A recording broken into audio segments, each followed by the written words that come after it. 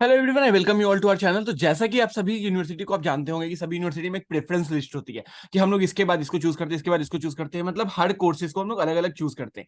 तो अभी अलीगढ़ मुस्लिम यूनिवर्सिटी की प्रेफरेंस लिस्ट आई नहीं है, बट हाँ, आपका क्या प्रेफरेंस है, आप किस हिसाब से अपने प्रेफरेंस लिस्ट को चूज करते हो, ये डिपेंड करता है। अगर आप इसमें दो मिस्टेक्स होती है, एक क्या होता है कि हम क्या सोचते हैं कि छोड़ो, मेरा तो इंटरेस्ट है ही नहीं, इस सब्जेक्ट को हटा दो। ठीक है, इस चक्कर में आपको उसमें तो सीट्स मिलती ही नहीं है और बाकी में भी आपको सीट्स नहीं मिल पाती है। सपोज करते हैं कि मेरा सिविल इंजीनियरिंग में कोई इंटरेस्ट नहीं है, मैंने क्या किया, इस लिस्ट को सिविल इंजीनियरिंग वाले को यहीं के यहीं छोड़ दिया। मैंने इस पे ऐड बटन क्लिक ही नहीं किया। ऐड बटन जब हम क्लिक ही नहीं किया तो ये मेरा इस पार्ट में आया ही नहीं। जब मेरा वो इस पार्ट में आया ही नहीं, इसका मतलब क्या है कि अगर सिविल इंजीनियरिंग की में अगर सीट्स खाली भी रहती है तो भी मेरा एडमिशन नहीं होगा। दूसरी चीज क्या मिस्टेक होती है कि अगर मान लिया जाए सिविल इंजीनियरिंग में अगर मैंने अप्लाई यहाँ कर दिया और ये लिस्ट इस साइड में आ चुकी है, एक चीज आप ध्यान रखो, सभी बच्चे के लिए बहुत ज्यादा जरूरी है। आप बीए का अप्लाई कर रहे हो, बीटेक, बीएससी, बीकॉम, कुछ भी आप अप्लाई कर रहे हो, एक चीज याद रखो कि आपको क्या करना है, आपको यहां पर से सारी चीजें जो भी इस पार्ट में आपके बैचलर्स के कोर्सेज में है, मास्टर्स के कोर्सेज में, जिसमें भी आपके पास है, उन सभी पे ऐड करो। उसके बाद उस प्रेफरेंस को अपने हिसाब से ऊपर नीचे अरेंज करो। ऊपर नीचे जब आप इसको अरेंज करोगे ना, इससे आपका फायदा क्या होगा, सपोज कर लेते हैं कि बैचलर ऑफ पेट्रोकेमिकल इंजीनियरिंग में भी सीट्स खाली थी। ठीक है, बच्चे ने उसमें अप्लाई नहीं किया, उसमें सीट्स खाली रह गई, अब उसमें आपको सीट्स मिल गई।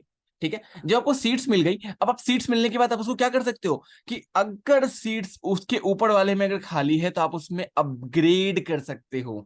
अपग्रेडेशन एक बहुत अच्छा चीज है जो उसके थ्रू आपको एडमिशन मिल जाएगा वहां पे।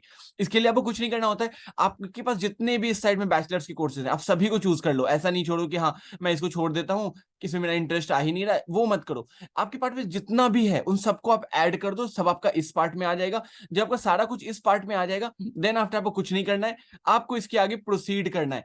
अब प्रोसीड करने के लिए आपको क्या करना है, देखिए, जब आप नीचे आ जाओगे इसके बाद आपसे पूछेगा if a candidate to a lower choice, अगर आपको लोअर चॉइस अगर आपको मिलता है तो क्या आप अपग्रेडेशन चाहते हैं, क्या आपको अपग्रेडेशन चाहिए?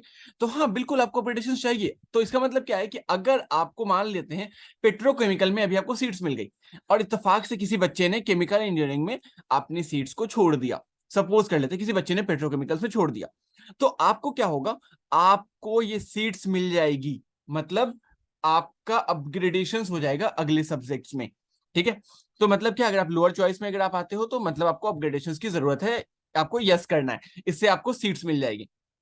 बहुत ध्यान रखना है, अगर आप ऐसा नहीं करोगे तो आपकी सीट्स आपकी खुद ब खुद चली जाएगी और आप फिर सोचोगे कि मुझे क्यों नहीं एडमिशन मिल पाया और क्यों नहीं हुआ। तो चाहे वो आप किसी भी कोर्सेज क्यों हो, चाहे अगर आप अरबिक वगैरह कुछ भी अप्लाई कर रहे हो, बैचलर्स के भी कुछ कोर्सेज हो, बीए के, आपको भी उसमें सभी को आपको चूज करना है, बिल्कुल किसी को आपको स्किप नहीं करना है। तो इस चीज को बिल्कुल ध्यान रखें, अदरवाइज आपका एडमिशन वहां पे नहीं हो पाएगा। तो मिलते हैं अगले वीडियो में।